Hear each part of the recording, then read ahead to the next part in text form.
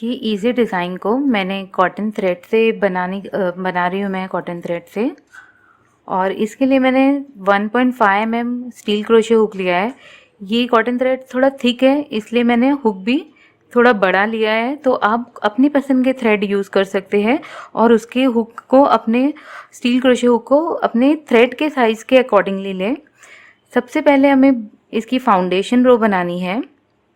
Foundation रो बनाने में हमें ध्यान रखना है कि फर्स्ट जो चेन 3 सिंगल क्रोशे से बनाना है।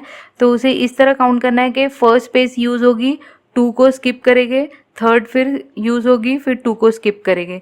तो ऐसे फॉलो करते हुए आपको ध्यान देना है। तो चेन 3 बनाएंगे, 1 2 3 और फैब्रिक में सिंगल क्रोशे बनाएंगे।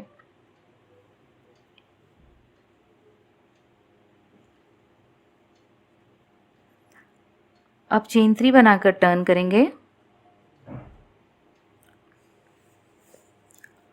अब यहाँ से ये फर्स्ट स्पेस है हमारी, इसमें 3 डबल क्रोशे बनाएंगे, 1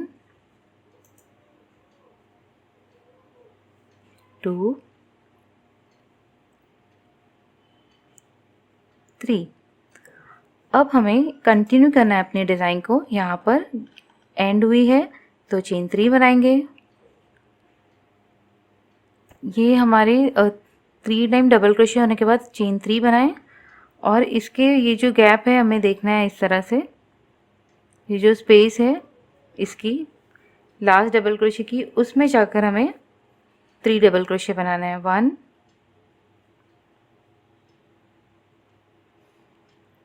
2 3। फिर से कंटिन्यू करेंगे, चेन 3 1 2 3। फिर से वही करेंगे 3 डबल क्रोशे। ये जो लास्ट डबल क्रोशे रहेगा उसके टॉप के हमें लूप में बनाना है, 1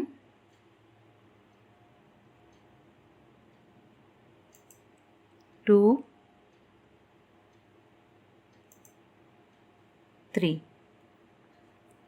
अब हमें 2 चेन 3 स्पेसेस को स्किप करना है और डायरेक्टली हम थर्ड स्पेस में जाएंगे और 4 टाइम्स डबल क्रोशे बनाएंगे, 1 2 3 4। अब हमें सेम रिपीट करना है जो हमने यहाँ से रिपीट करते हुए बनाया था।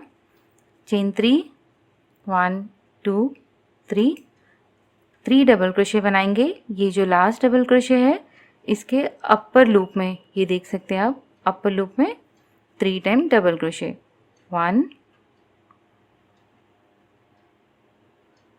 2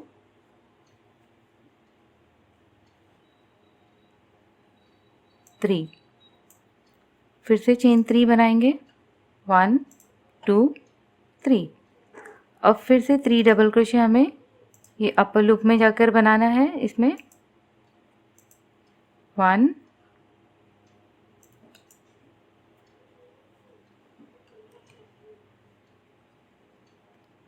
2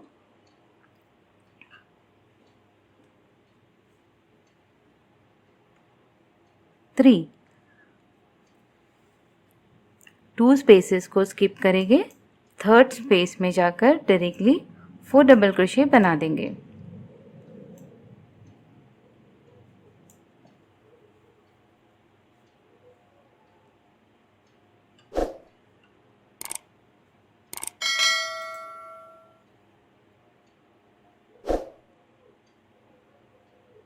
अब सेम आप कंटिन्यू करेंगे और ये सेकेंड रो को इस तरह से आप कंप्लीट करेंगे।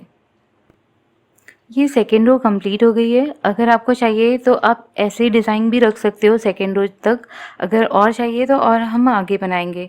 तो ये लास्ट था हमारा ये शेल, यहाँ पर एंड हुई हमारी डिज़ाइन। अब चेन 4 बना के टर्न करेंगे, 3 4 टर्न करेंगे। ये हमारी थर्ड रो है। तो अभी बेसिकली हम थर्ड रो में चेन 4 स्पेसेस क्रिएट करेंगे इसके ऊपर। तो ये यहाँ पर चेन 4 बनाएं। अब ये फर्स्ट शेल है हमारा और ये फर्स्ट शेल का लास्ट स्टिच है ये।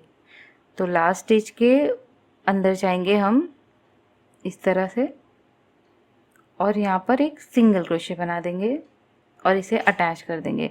फिर से चेन 4 2 3 4। अब ये जो सेकंड शेल है इसका लास्ट स्टिच जो है हम वहाँ पर जाकर इसे सिंगल क्रोशे बनाकर अटैच कर देंगे। अब फिर से चेन 4 बनाएंगे 1 2 3 4। अब ये शेल है इसे स्किप करके ये फिर से आ गया है, तो हमें ये सिर्फ शेल के एंड पे ही हमें चेन 4 और सिंगल क्रोशे बनाना है। तो अब मैं इसमें जंप कर रही हूँ नेक्स्ट शेल पे।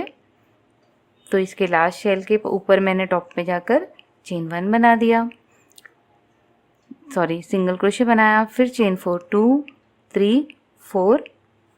ये जो नेक्स्ट शेल है उसका इसके लास्ट में गई मैं, इसके टॉप पर जाके सिंगल क्रोशे बनाकर अटैच किया। फिर से सेम 1 2 3 4। इस पे जंप किया नेक्स्ट पे शेल पे और यहाँ पर ये स्पेस में जाके टॉप पे सिंगल क्रोशे बना दिया। तो आप देख सकते हैं कि किस तरह से मैं चेन 4 की स्पेसेस क्रिएट करते जा रही हूँ। तो ये रो में आप इसी तरह से इसे कंप्लीट करेंगे। अब ये थर्ड रो एंड होने वाली है। आप ये देख सकते हैं कि लास्ट शेल है। अब हमें क्या करना है, लास्ट में हमें चेन 4 2 3 4 बनाकर ये जो लास्ट शेल है इसके टॉप पर अपने चेन 4 स्पेस को हम अटैच कर देंगे। अब हमें टर्न करना है सिंपली। अब लास्ट फाइनल रो बनाएंगे हम। इस तरह से मैंने टर्न किया। अब मैं फर्स्ट चेन 4 स्पेस में हुक को इंसर्ट कर रही हूँ और एक सिंगल क्रोशे बना दिया मैंने। अब मैं चेन 1 बनाऊंगी। अब ये नेक्स्ट चेन 4 स्पेस आ गई, ये जो शेल के ऊपर आ रही है, ये दो शेल के ऊपर जो स्पेस आ रही है ये चेन 4 स्पेस में मैं 4 डबल क्रोशे बनाऊंगी। 1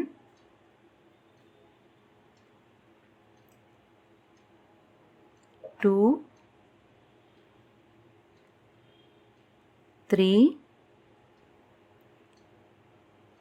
4। अब चेन 3 बनाएंगे 1 2 3। सेम स्पेस में फिर से 4 डबल क्रोशे बनाएंगे 1 2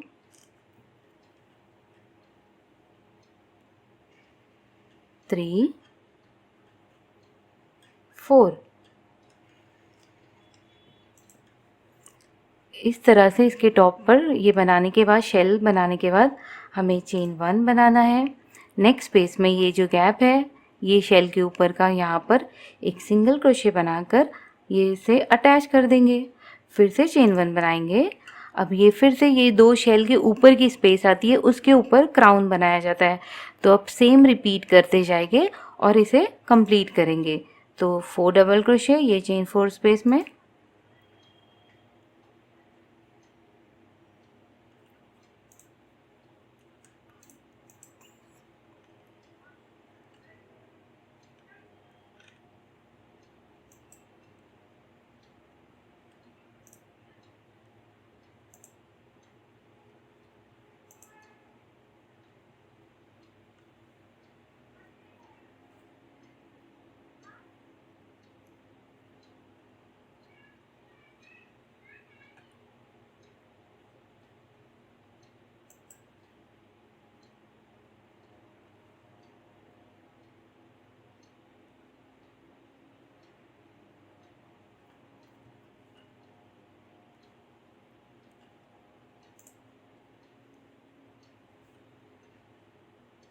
आप देख सकते हैं अब सेम रूल को फॉलो करते जाएंगे और ये पैटर्न को इसी तरह कंप्लीट कर देंगे।